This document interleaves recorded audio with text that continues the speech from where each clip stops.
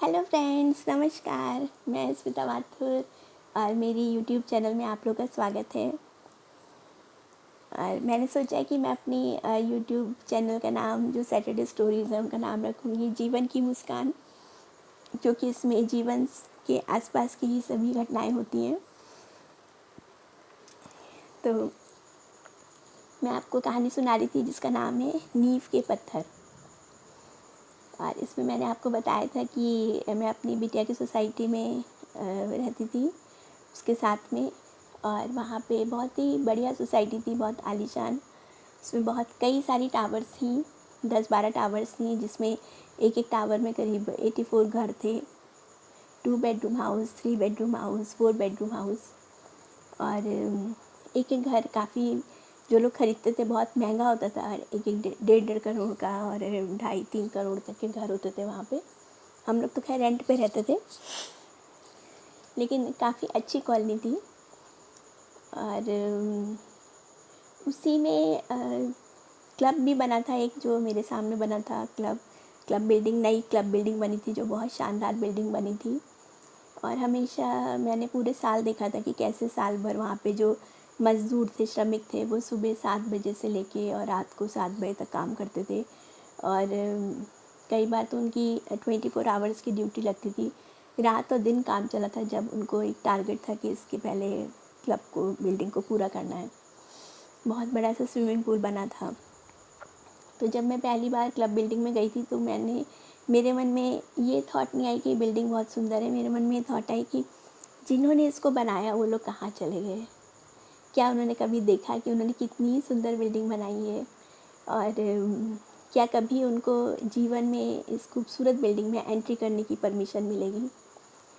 वही फीलिंग जो कि ताजमहल को देख के आती है, कितना खूबसूरत ताजमहल है, लेकिन उसके बनाने वाले कौन थे और कहाँ गए।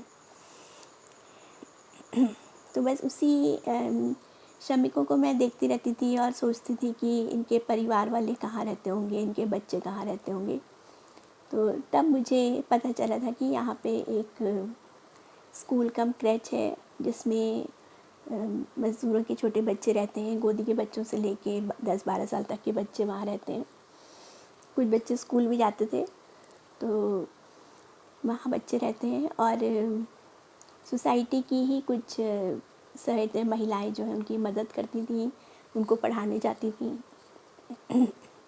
और वो स्कूल जो इतनी बड़ी बड़ी बिल्डिंग्स को बनाने वाले जो बिल्डर था, उसने उनके लिए सिर्फ एक 4 दीवारी बना दी थी, ईंटों से बनाई हुई 4 दीवारें, जिस पे टिन की शेड पड़ा था, जो गर्मी में बहुत तपता था और बरसात में टपकता था। और बरसात में तो हम लोग वहाँ तक पहुँच ही नहीं पाते थे, क्योंकि इतना कीचड़ और पानी भर जाता था और ऊंची ऊंची घास उगाती थी। तो बस ये देखिए कि इतने बड़े बड़े बिल्डर्स जो इतना अर्न करते हैं, इतना हाईली अर्न करते हैं जो लोग, वो श्रमिकों के जो उनके श्रमिकों की सुख सुविधाएं हैं, श्रमिकों का वो उतना ध्यान नहीं रखते। वो उनके लिए उतना इम्पोर्टेंट नहीं है। सिर्फ क्योंकि गवर्नमेंट ने इंस्ट्रक्शन दी है, इसलिए स्कूल कम क्रैच उन्होंने खोल रखा था। तो अब आगे, तो मैं स्विमिंग करने जाती थी वहाँ पे। और एक बार मैं अपने गीले कपड़ों का बैग लेके और टपकते हुए बालों में से पानी टपक रहा था, और मैं अपने टावर में लिफ्ट से जब ऊपर जा रही थी, तब मुझे मिली थी दीप्ति, और जो उसी क्रैच से जुड़ी हुई थी। उस दिन गीले कपड़ों के बोझ और बालों से टपकते पानी के साथ ही वो मुझे मिली थी, बड़े बड़े स्टील के डब्बों को लिफ्ट के फर्श पर रखे हुए। मैंने मुस्कुरा कर पूछा था, आप क्या टिफ़िन सर्विस करती हैं? मैं ढूंढती रहती थी कि बिटिया के लिए कोई टिफ़िन सर्विस मिल जाए। नहीं नहीं मैडम, ये खाना बच्चों के स्कूल के लिए जा रहा है। अच्छा, कौन सा स्कूल? तभी उसने बातों बातों में स्कूल के बारे में बताया था। रोज़ उन बच्चों के लिए उसके घर से बनकर खाना जाता था, कभी खिचड़ी, कभी दाल चावल, दूध ब्रेड या दलिया। किसी खास अवसर पर पूरी सब्जी और चावल की खीर बनती थी। वहीं टुक टुक वाला दादा टिफ़िन लेकर बच्चों के स्कूल जाता था और बाद में खाली टिफ़िन लेकर आता था। वो दादा भी बहुत अच्छा था, जब भी दिखता था तो हमेशा जो है वो सलाम करता था। रोज़ सुबह 10 साढ़े 10 बजे वो टिफ़िन लेके जाता था। अरे बाबा, आप इतना सारा खाना रोज़ घर में कैसे बनाती हैं? मुझे बहुत आश्चर्य हुआ। हमारे पास तो इतने बड़े बड़े बर्तन भी नहीं हैं। अब वो मेरे को आंटी बोलने लगी थी, आंटी, मेरे पति को खाना बनाने का बहुत शौक़ है और मुझे बच्चों से बहुत प्यार है। बस इसीलिए हम लोग जो हैं वो रोज़ खाना बना के और वहाँ भेजते हैं। अपनी मदद के लिए हमने एक बाई रख ली है। फिर भी मुझे बहुत आश्चर्य हुआ था और वो स्निग्ध हंसी हंसती हुई व्यस्त होती स्कूल की ओर चली गई थी। गोरा गोल मुखड़ा, घुंघराले काले बाल और ब्लैक केपरी के साथ ब्लैक टी शर्ट। बच्चों को देखने की चाह में एक दिन मैं दीप्ति के साथ ही स्कूल गई थी। उसके पहुंचते ही बच्चे चहकने लगे थे।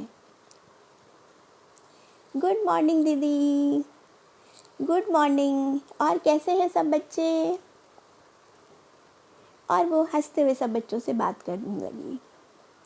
उसने हंसते हुए एक नन्हे से बच्चे को अपनी गोद में उठा लिया। फिर वहाँ बैठी आया से तिरस्कार के भाव में कहा, अरे कम से कम नाक तो पोंछ दिया करो। वहाँ 2 आया थी, एक तो अच्छे से तैयार होकर रहती थी, मंगलसूत्र पहनती थी, मांग भरती थी, बिंदी लगाती थी, सिंपल सिंथेटिक साड़ीज़ पहनती थी, और वो उसके खुद के बच्चे थे तो वो बच्चों का बहुत ध्यान रखती थी। और दूसरी जो थी वो ऐसा लगता था कि वो ये काम अपनी खुशी से नहीं कर रही है, सिर्फ पैसे के लिए कर रही है, तो वो थोड़ी फ्रस्ट्रेटेड रहती थी और इसीलिए उसको पूरे समय बच्चों पे गुस्सा आता रहता था। कई बार वो बच्चों को डांटती भी रहती थी। जो बच्चे रो रहे हैं, छोटे बच्चे रो रहे हैं, तो उसको बड़ा गुस्सा आता था कि ये कैसे काम में फंस गए। हो सकता है कि वो कुछ और अच्छा काम करना चाहती हो, किसी प्रॉपर स्कूल में, बड़े स्कूल में काम करना चाहती हो, जो भी उसके सपने रहे हो। तो वो दूसरी वाली थोड़ी फ्रस्ट्रेटेड रहती थी।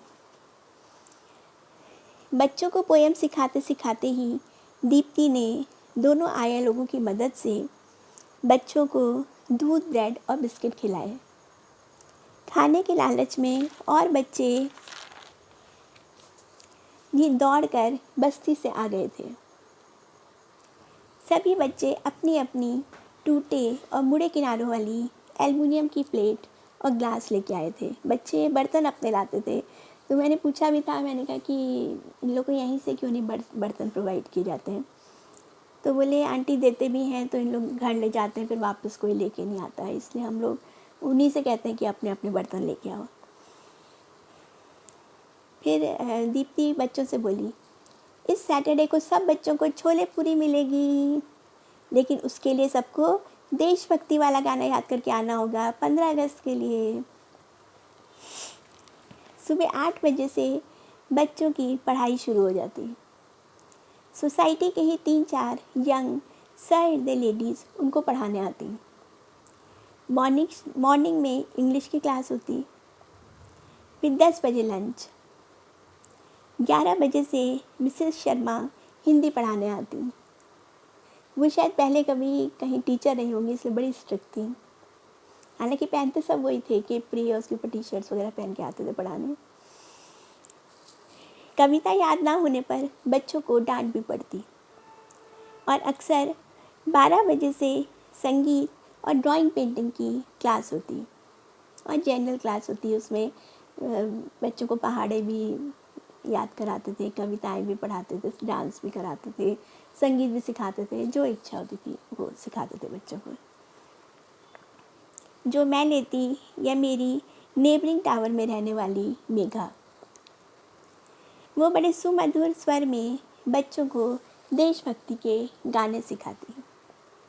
इन बच्चों में देशभक्ति और राष्ट्र प्रेम जो है बिल्कुल कूट कूट के भरा हुआ था। मेरा समय बच्चों के साथ बड़े आनंद से बीतने लगा। अक्सर मैं बच्चों के लिए टॉफ़ियाँ, घर का बना हलवा और फल लेकर जाती। लॉन्ग स्कर्ट्स या गाउन पहनकर जब मैं उनको पढ़ाने पहुंचती, दूर से ही पीछे वाली खिड़की से वो मुझे देख लेते और खुशी से चिल्लाने लगते, दीदी आई, दीदी आई, दीदी आई। और मैं हंसती मुस्कुराती अपने उन भोले साथियों के पास पहुंच जाती। कभी वो मुझे गीत सुनाते, कभी कविता और कभी डांस करके दिखाते। तो बस अब इसके आगे की कहानी अगले एपिसोड में। तो इसलिए मैं 3-4 एपिसोड बनाती हूँ कि आप कहानी भी सुनते जाइए और अपना को कुछ काम करना हो बीच में तो वो भी कर सकते हैं। ओके बाय, आगे की कहानी नेक्स्ट एपिसोड में।